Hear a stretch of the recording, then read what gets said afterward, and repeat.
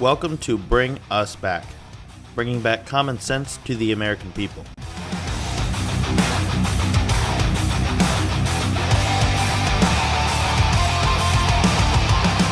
Conservative broadcasting, liberating Americans from liberalism and conserving America with conservatism.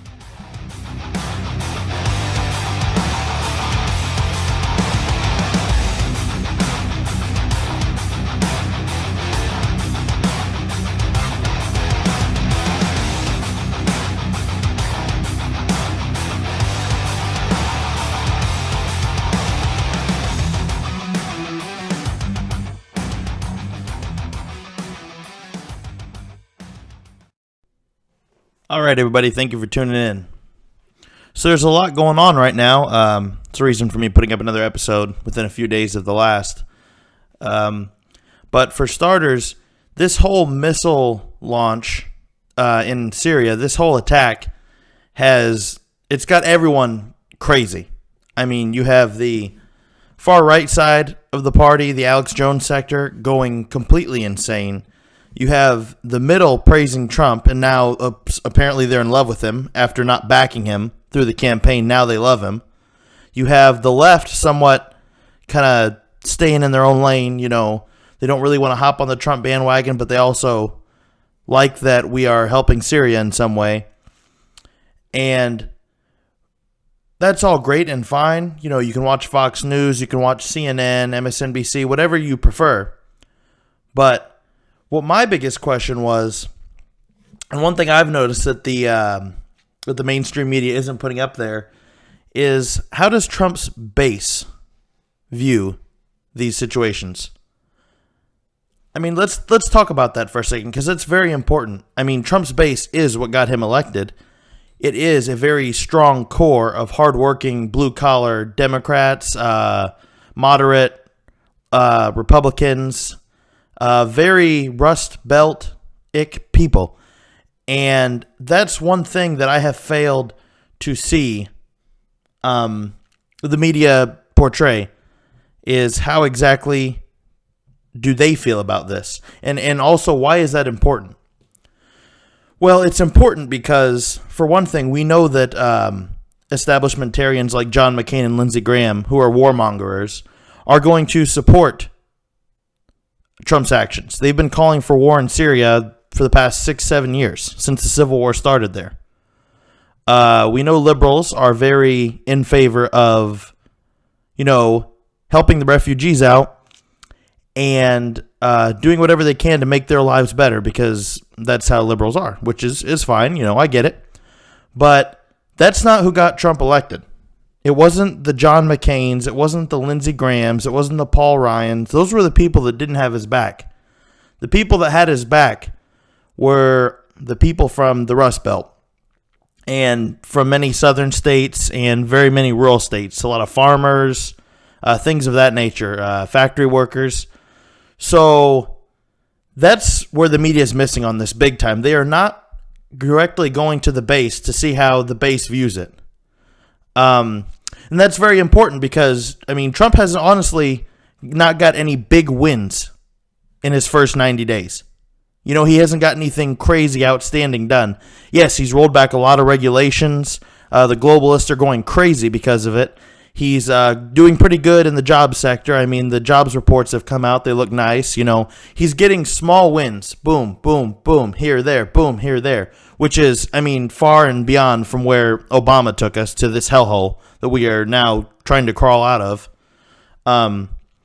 So, without getting any big wins and then taking military action, how do people in the base view his first big military action? I know as far as I'm concerned, my whole view on it is I like the strong approach because of the message it sends to North Korea. And the reason it sends a message to North Korea and their rogue regime is because Trump was in Mar-a-Lago with Xi Jinping, the president of China, while he ordered these strikes and then gave a press conference on the matter to the American people. And that shows a big sign to the Chinese leader that if you don't ramp up the way you talk and the way you deal with your southern ally in North Korea, I will go in and do something militarily, and I will do what's best for my country. I don't need your help. I don't need my allies' help. I will do whatever I damn well please. And that is a far, far different strategy that we have seen than we have seen from President Obama. So from that aspect, I like it because it shows us as a stronger nation. It shows us as we have the greatest military in the world. I'm not afraid of you. I'm not afraid of anyone. And I'm going to show you that if people step out of line and do things to hurt their own people or threaten the American people, I will react. So from that aspect, I like it. At the same time, it also raises questions in my head because, as it's been put all over the media, Trump has clearly said in the past, he tweeted about it, President Obama, do not bomb Syria. We get nothing out of that. Rand Paul's also been saying that. And Rand Paul's a good guy. He's a great guy. So it also raises those aspects in my mind because I am more on the Rand Paul side of the Republican Party. I am more of a conservative, more fiscal. I wouldn't say I'm anywhere near establishment. I wouldn't say I'm Republican, period. I'd just say I tend to vote towards the right. So from that aspect in my mind, that's kind of how I view that. But I want to know how the rest of the base feels because the rest of the base isn't particularly like me. They're more moderate leaning. So I'm really interested to find that out. My guess is that most of them like it. I mean, the first thing off the top of my head would be that most of the people that voted for Trump just want change and they want difference economically. And besides from destroying ISIS and making America's military a lot stronger, I don't think they really have too much of an opinion one way or the other on how he views different things going on like the civil war in Syria. I could be wrong. I could be 100% wrong, but that's kind of my gut feeling is that they're more worried about the economic view domestically than they are so much about how we intervene in foreign wars, as long as it doesn't hurt our economy. Now, at the same time, does this detract from America first? And personally, I'm just going to say off the top of my head, I do not think this deters from America first. I think this is very pro-America first. Because what this clearly does is show us in a stronger and different light to the world. Now, how does that represent America first? The whole Trump thing, America first. Well, what it does is it shows us as we're doing what's best for our national security by propping up our strengths to the world. And we haven't done that in recent years. We have been very lax, laid back, and we haven't intervened in things that could possibly help us defeat ISIS or help our military. So, in my opinion, I think this is very pro-America first. A lot of people are going nuts over this strike, and it's driving me nuts. But the one thing that drives me more crazy than anything is the whole... Well, so the media entirely put Trump in bed with Putin, right? I mean, they were lovers. They were buddy-buddy. There's this whole fake... There's no evidence to suggest that the Trump campaign colluded with Russians. Let's get that straight. There's no evidence whatsoever. Now, this airstrike that was conducted, this truly pissed Russia off. Assad is their close ally. Assad is rogue, and that's basically why Putin and Assad get along. They're both rogue leaders. So, Trump's military decision going in pissed Putin off. And he knew it would piss Putin off.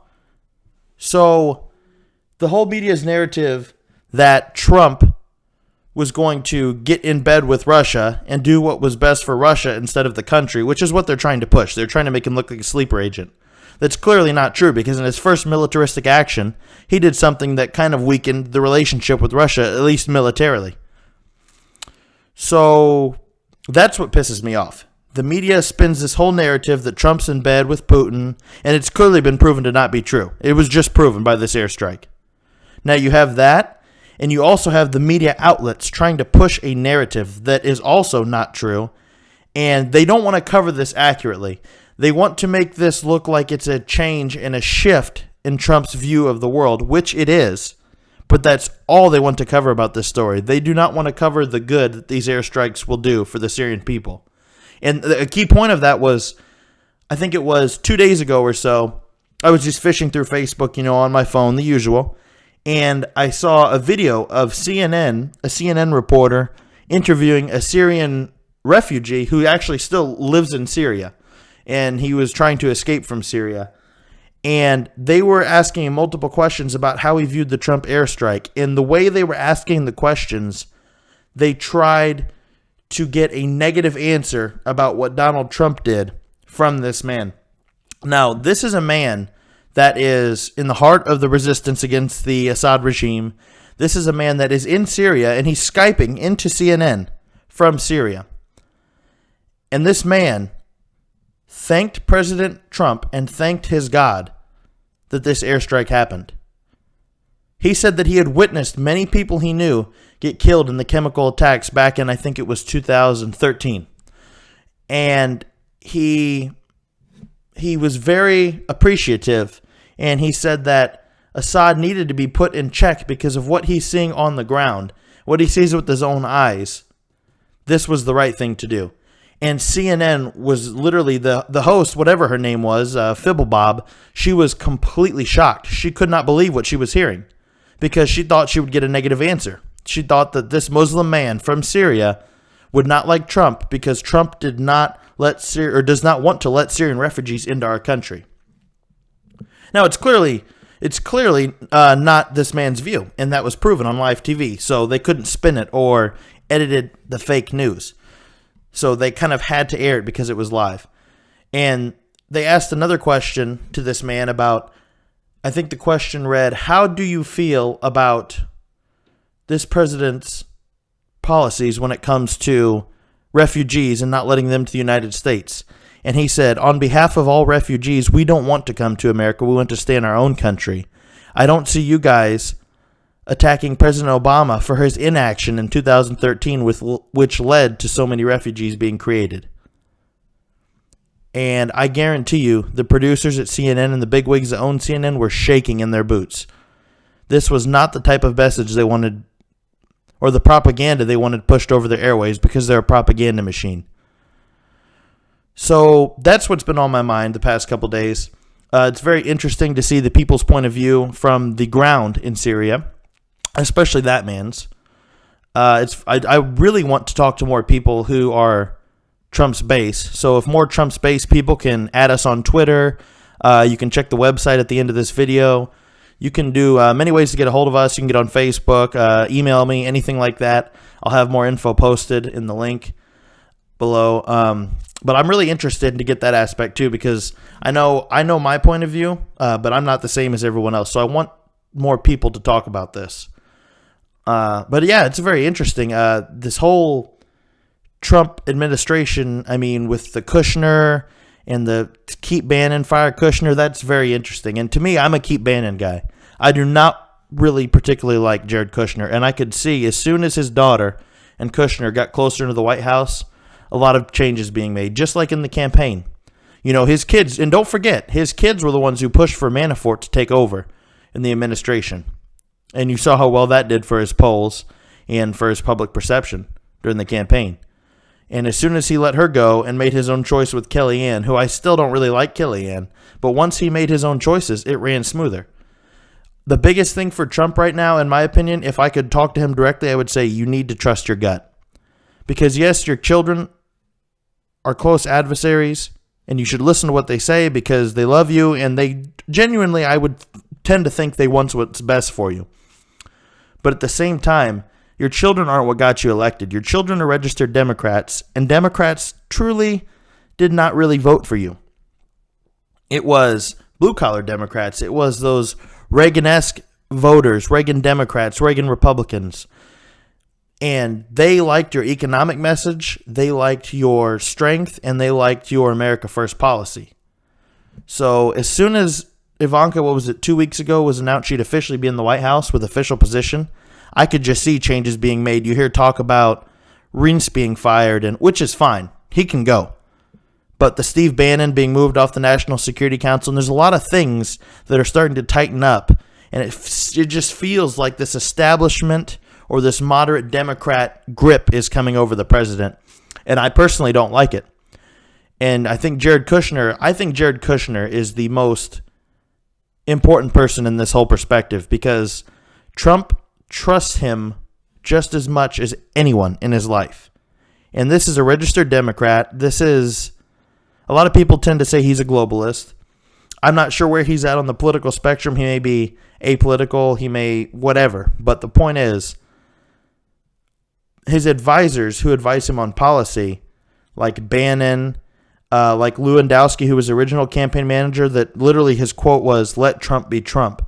Those are the things that got him his true base support. Not Ivanka, not, Don Jr., not any of them. Not Rinso Prebios, all of them. It was the Steve Bannonites. It was the strong core support. So I really hope that he tones down his ear when it comes to listening to Kushner. I'm not saying that had anything to do with these airstrikes. I'm just saying that it seems like the president is taking a little bit different views on a lot of things, and it's really not, it's not exactly what we voted for. And I'm going to be frankly honest. It's not what we voted for. It's not terrible. I'm still on the Trump train. There's a lot of people that are off the Trump train. I get that. You have your right to do what you want to do, but I would urge you with caution. It's not even been 100 days yet. Let's let this play out, and let's hope that he makes the right decision and keeps Bannon and tones it down with Kushner and makes his own decisions. Remember, this is the brash billionaire businessman from New York City who built skyscrapers in Manhattan and restored Mar-a-Lago and talked with fire in his gut and pissed off the world because of his brutal honesty. And I get the presidential pivot. I get all of that. It's necessary in a world like this with everything going on. But I want him to stay to his core. I'm still going to support him. I'm always a Trump supporter. Now, I'm not going to stay on the bandwagon if he goes completely rogue and goes Democrat and goes all liberal. But I'm saying I'm not going to jump off the bandwagon yet. And I would urge everyone to get some caution on that and just listen to what's going to happen the next couple days. We're 90-some days in. We're not 100 days in. I mean, it's a young presidency. So we have to see if he capitalizes on the big wins, the Obamacare, see if he brings that back to light. He has to get tax reform done. We need to see the wall being built. That is the one thing that there can be no bargaining on. I get that the statistics are down for border crossings illegally, but we cannot just settle for that. We have to build a wall. It's not so much even about, and it is a very big deterrent, and it will help greatly. But I think the biggest thing that it will do is send a statement not only to American people, but to the world that he means business. Just like this airstrike, it showed North Korea he means business. Same thing for the wall. He puts the wall up. It lets American workers know, I was actually here for you. You can trust me. Vote for me. If he does not get that wall done, it's going to be over for him. If the wall isn't built by the end of his 4-year term, he will not get reelected.